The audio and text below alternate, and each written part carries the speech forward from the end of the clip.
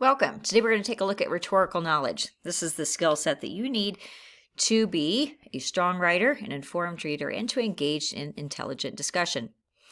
So there are several aspects to rhetorical knowledge. We're just going to look at one. We're just going to look at medium for this particular video.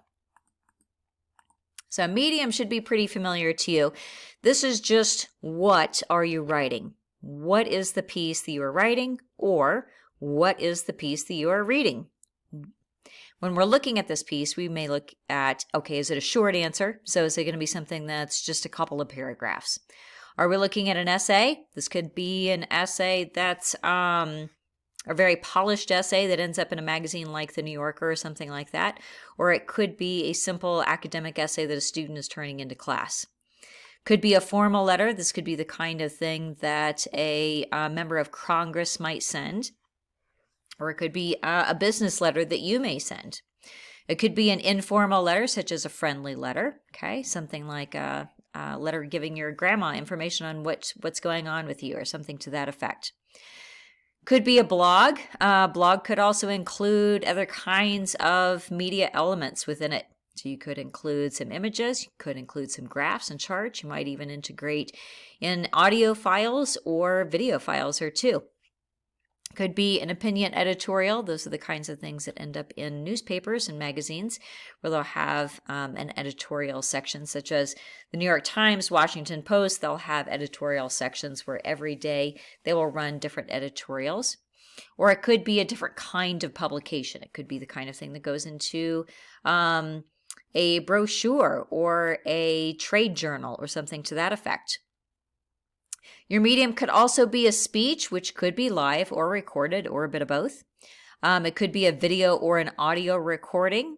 Okay, that video or audio recording could exist anywhere. It could be something that is shared through emails or through text. It could be something that ends up on YouTube or something to that effect. It could also end up on TV. It could also be a TV or an internet video. This could be something as short as like an advertisement. It could be a long interview or a speech. Now, with any of these, regardless of what it is you're doing, you always want to take into consideration, who is my audience? Who do I intend to read or to view this particular piece that I'm creating?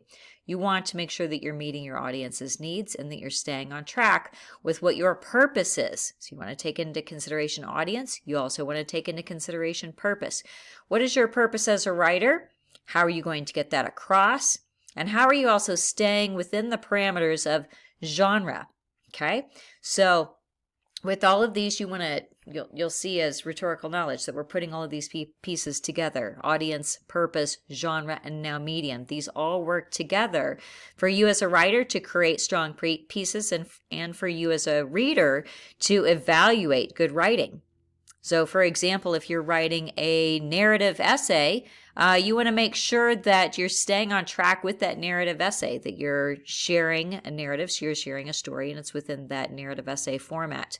You don't want to go off on a tangent that includes something else, let's say like some free verse poetry or something that maybe it's interesting, but it just doesn't belong in that piece.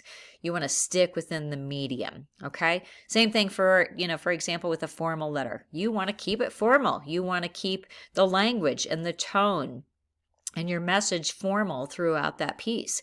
You don't want to, again, go down a tangent of where you are including something else. You don't necessarily want to integrate a speech into that because what you're writing is a formal letter. So a couple of things I would recommend for you when you're considering medium is, one, know what your medium is. Know what the expectations of your medium are so that you can meet those. Is if you know your audience, your intended audience especially, if you have established what your purpose is as a writer, and if you understand your genre well enough to stay within the parameters of that genre, now you can meet medium so that you can create a really strong piece that really communicates your ideas in a strong manner and makes you a better communicator. Same thing from the standpoint of you being a reader.